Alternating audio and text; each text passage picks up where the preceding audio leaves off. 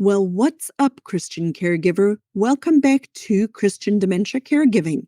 It is the podcast where I teach Bible-believing Christians how to make their dementia caregiving journey easier. We use proven evidence-based principles, but we do it from a biblical perspective, which is what makes this podcast unique and different. Kind of like me, a little bit unique and different. Today, we are going into the last of this mini series that I have done on 5 quick tips for dementia caregivers. This was a little experiment to see how it went, how people responded to it. I don't obviously have the data yet related to how these episodes were received on the other end, but this is going to be the last one for right now. I'm going to go back to doing a little bit more of the more mindset and other caregiving types of episodes after today's episode. But today's episode is about hallucinations. And so I thought it would be helpful for us to start this episode with a discussion or a description of what is the difference between a delusion and a hallucination. So what is a delusion? A delusion is a false belief of something that truly isn't true. The words that usually come with delusion is a paranoid delusion.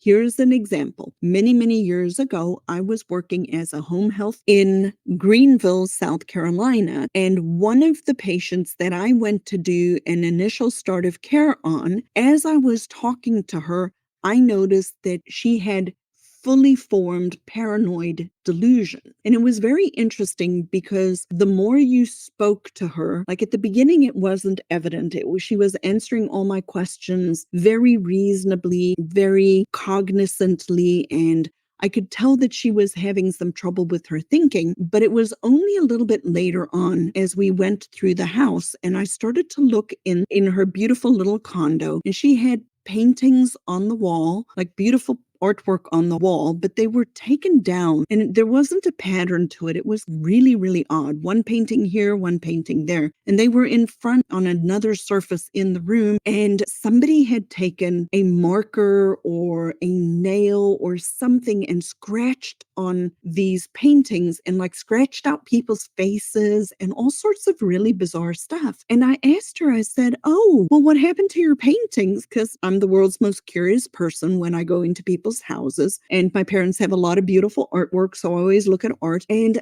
she's like, "Oh, you will never believe." I'm like, What's going on?" She's like, "Somebody comes into my house at night and then they take my paintings down and they move them around, and I can't believe that they do that. Can you believe that they do that?" And I said to her, "Oh, wow, that's interesting. Tell me more." And she's like, she kept on with this, and we walked further into the house, and there was a closet, and it had multiple extra bolts on the outside of the closet. I'm like, "Well, tell me about this closet with all of these locks." And she's like, "Oh, they come in at night and they steal my stuff." I'm like, "Oh, that's interesting." Now, what happened then was she started to pick up that I wasn't believing what she was telling. And so she got really super agitated with me because I didn't believe her delusion. That was a delusion, a paranoid delusion. It is a false belief of something happening. Typically in dementia, people who have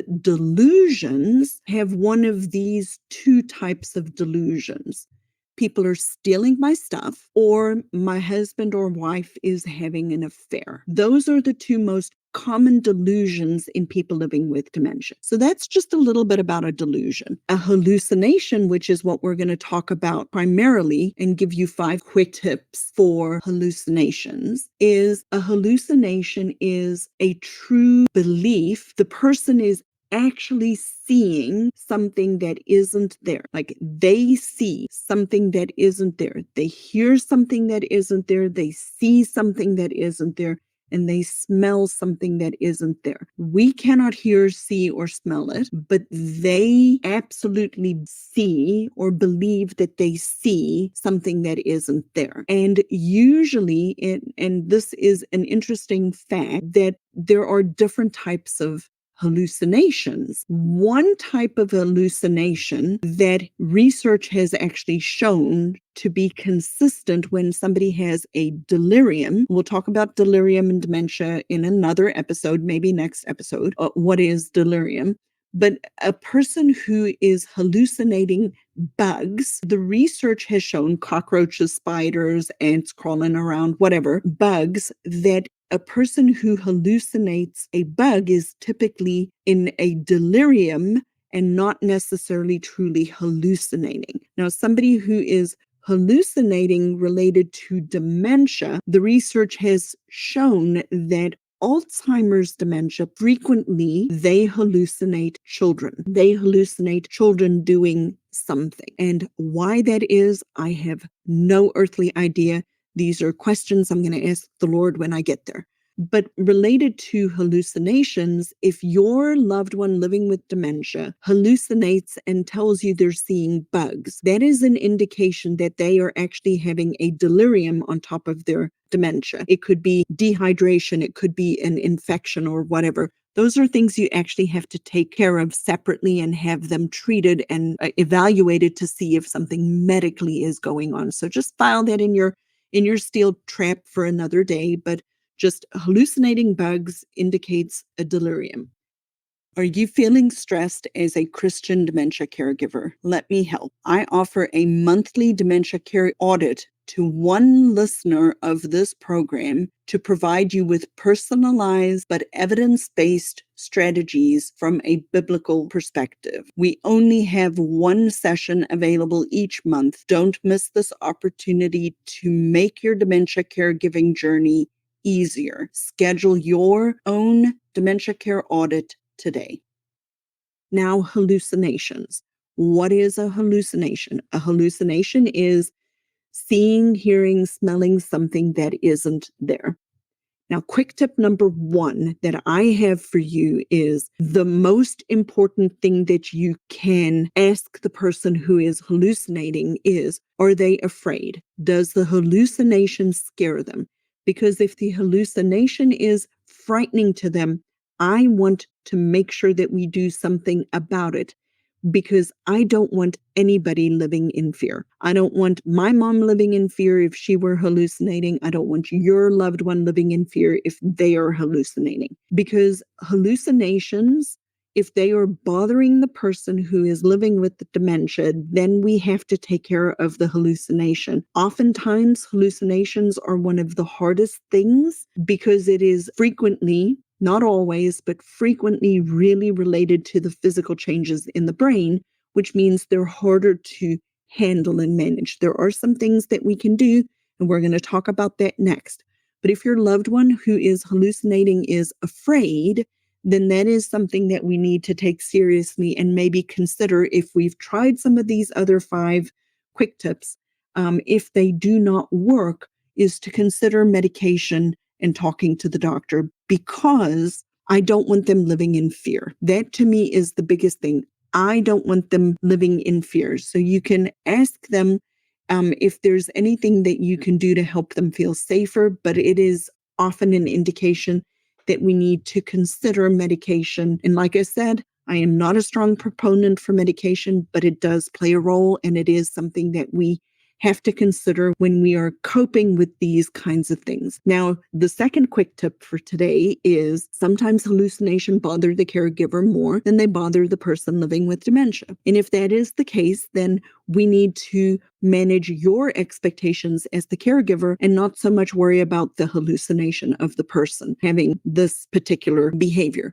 And so the reality of the fact is, if the hallucination is bothering you, we need to manage your expectations and recognize and realize that this behavior may not be something that you can change, and how do we find ways for you to cope? So that's the second quick tip. The third quick tip is always stay calm and be reassuring to the person, and say gentle reassurances like, I'm here, I can help you, you're safe. Try to work on whatever the emotion is behind it. Oftentimes, hallucinations are not scary for the person. living with the hallucination. So if they're not afraid, don't worry about it. Just be matter of fact and say, oh, what are they doing? The children are playing. I see a child standing in the corner of the room. Oh, well, what are they doing, Mom? That is a strategy that you can employ. Sometimes environmental things can play into, this is quick tip number 3, environmental things can play into a hallucination. One of my clients many years ago, there was a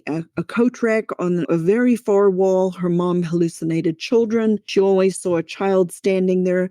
So we removed it to see if it was a factor in her hallucinations. It didn't seem to make them better or worse, but sometimes it can. And yet again, quick tip number 4, always document or diarize, keep a diary of when it is happening. Look for the environmental things or the reflections or their shadows. Change things in the environment to help see if they decrease the frequency of the hallucination. And then lastly is always just validate the person, meet them where they're at, ask questions like, tell me more about it, and gentle distraction techniques. So, if you cannot change the hallucination, then what you can change is how you respond to it. But the crux of today's conversation, the big takeaway that I want you to have is that hallucinations are only, in my experience, a problem when they bother the person living with dementia, not so much a problem if they're bothering you.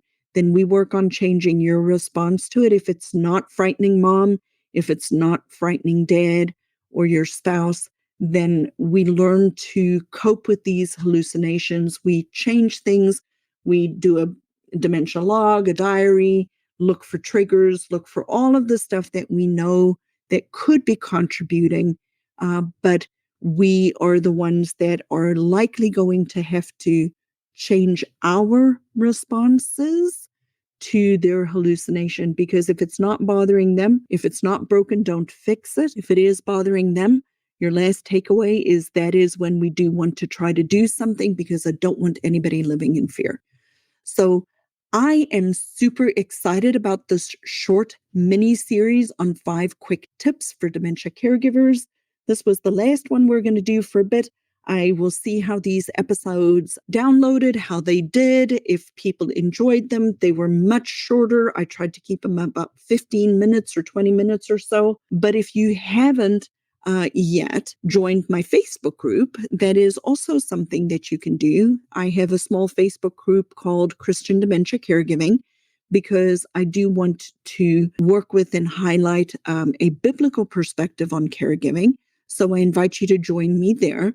And then the last thing that I invite you to today is I do one-on-one free 30-minute coaching sessions as co-creation for this podcast. I call it a dementia care audit for people just like you who are struggling with a challenging behavior, or deciding how to help your parent or your spouse, or planning ahead for your dementia caregiving journey. Anything related to you and how to be a more effective and more efficient dementia caregiver. We can hop on a 30-minute dementia care audit. It becomes a part of this podcast. We can change your name, the name of your loved one. You do not need to be on camera.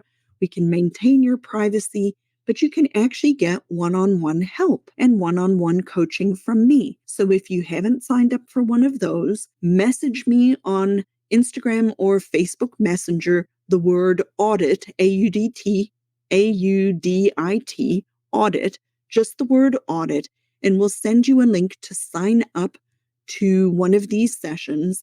And we will record a podcast episode of about 30 minutes where you can get some one-on-one help, and I can help you get on the right track for you to know where you need to go and what you need to focus on next. So take me up on this invitation. I only do one a month, so there's only one slot a month. Hopefully that'll be you, and I hope to see you starting to use these free resources available to you as a dementia caregiver in my community, because I am here to serve you. And I thank you for listening. Come back for the next episode. If you like these episodes, share them with another caregiver who is a Christian. That is how you can serve me.